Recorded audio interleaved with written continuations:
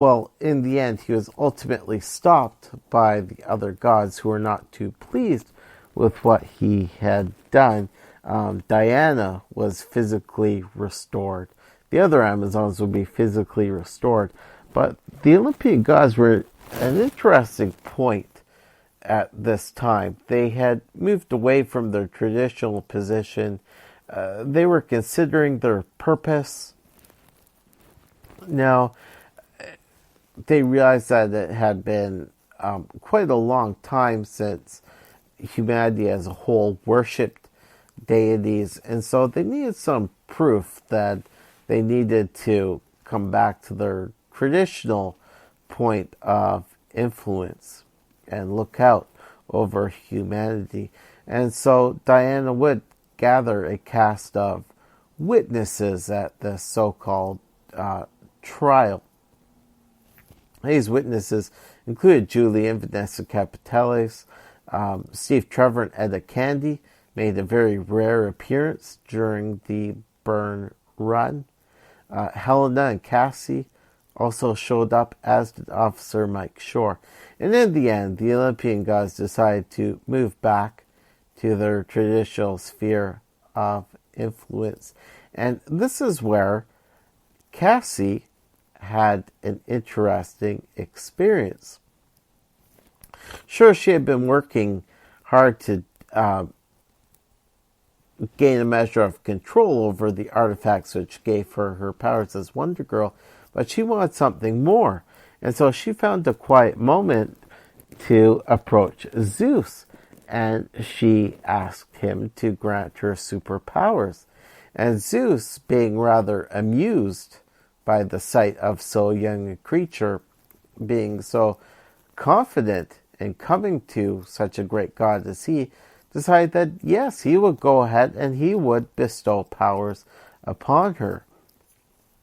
And so from this point on, Cassie would not need any artifacts, as she had all of these powers.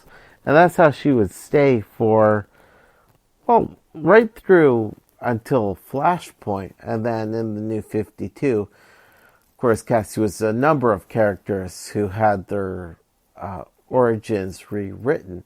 But right up until 2011, Cassie was somebody who was supernaturally powered, gifted by Zeus himself.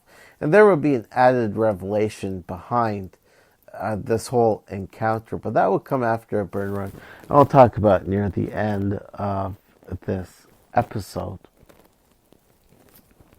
Okay, so following the return of the gods, Wonder Woman was restored fully. But here's where Byrne really started to shake things up. And over the course of his next two story arcs, this is where he would really earn the ire of a lot of fans. My contention has always been that when he worked at DC Comics, Byrne saw himself as a continuity master, or maybe I should say a continuity fixer.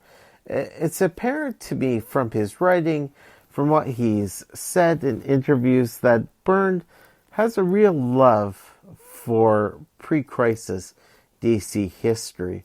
And so there have been times where he's seen flaws in post-crisis continuity which resulted from certain elements of pre-crisis history not being brought over into the post-crisis reality. And so this next story arc, which Byrne embarked on,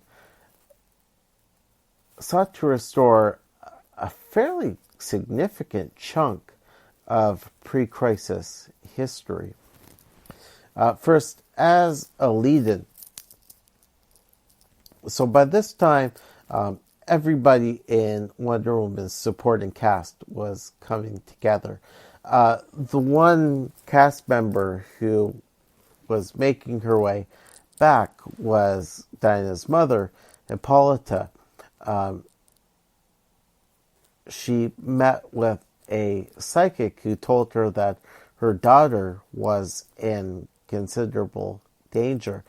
And it made Hippolyta think back to her actions during the contest and fall of an Amazon storyline, which concluded Mesner-Loeb's run on the title.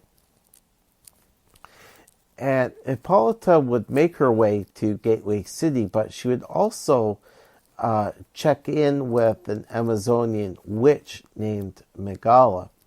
Hippolyta was quite concerned about Diana's power levels and a certain spell that Megala had cast at Hippolyta's request. Now, going back to Mesner-Loeb's run, near the end of his run, Queen Hippolyta made a very apologetic explanation to Diana. Hippolyta explained that the reason why Diana lost the contest and thereby the title of Wonder Woman to Artemis was because Hippolyta had a spell placed on Diana which would cause one half of Diana's power to be transferred to Artemis whenever Artemis was in Diana's presence. That's why Artemis won the contest. She was operating at, you could say, almost 150% capacity, and Diana was at only 50% capacity. Now, the whole reason why Hippolyta called for this contest was because she had a vision in which she saw Wonder Woman die. And the vision was rather hazy, but Hippolyta wasn't going to take any risks. She had to do whatever it took to make sure that her daughter would not die. And so Artemis' death in issue 100 of the title seemed to suggest that the vision, the prophecy, had come to pass. And this is where Byrne decided to open up a whole can of worms. His argument was that the vision had not come to pass, and it wasn't Artemis or somebody else going by the title of Wonder Woman.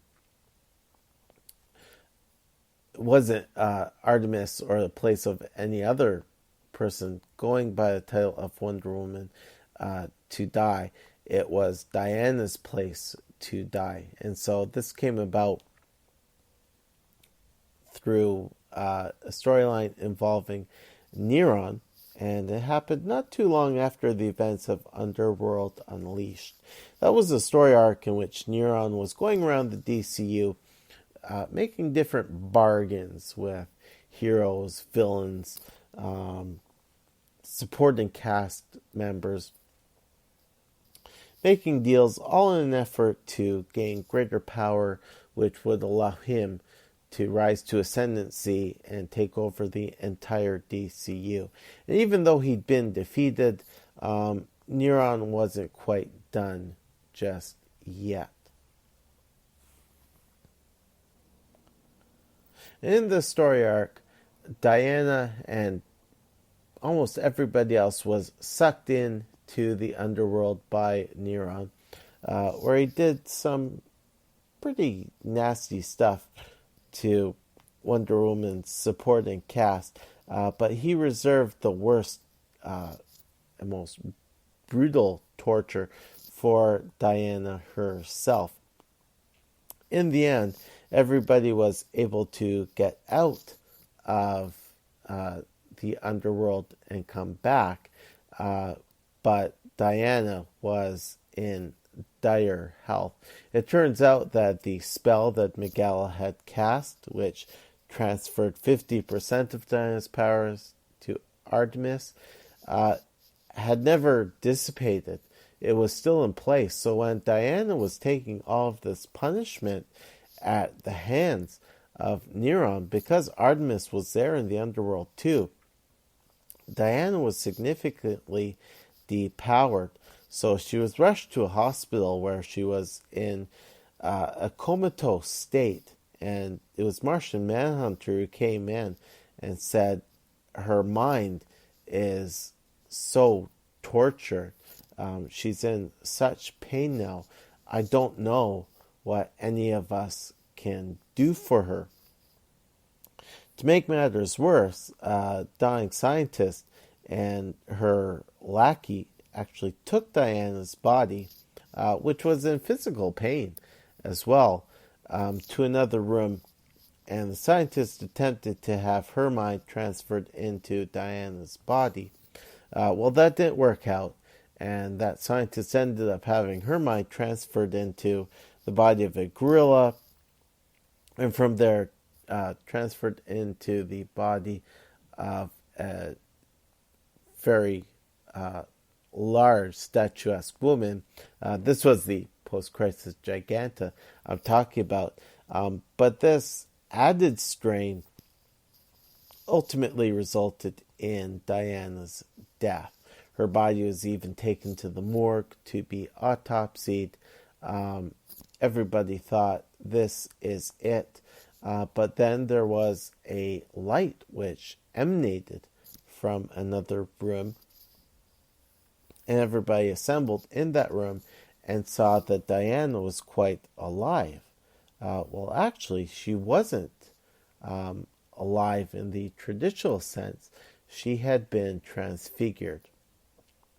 As was explained by Athena, Diana had been transfigured into a goddess, the goddess of truth. The gods figured that, given that she was in their eyes, a child of the gods, there was no way that she could be allowed to die, and transfiguration was the best way of saving Diana's life. Now, the explanation was that since she was now a goddess, Diana would not be spending her time on Earth tending to mortal affairs. Rather, it was time for her to go to Mount Olympus, where she would have a rest, and then she would be somebody who would look over humanity. So now the question was, who would be Wonder Woman? And this is where things got interesting. Hippolyta took her daughter's armor and other weapons back to Themyscira for a proper memorial service. And when Hippolyta got there, she found that the Amazons were quite angry with her. They were angry with her for her actions during the contest, Fall of an Amazon.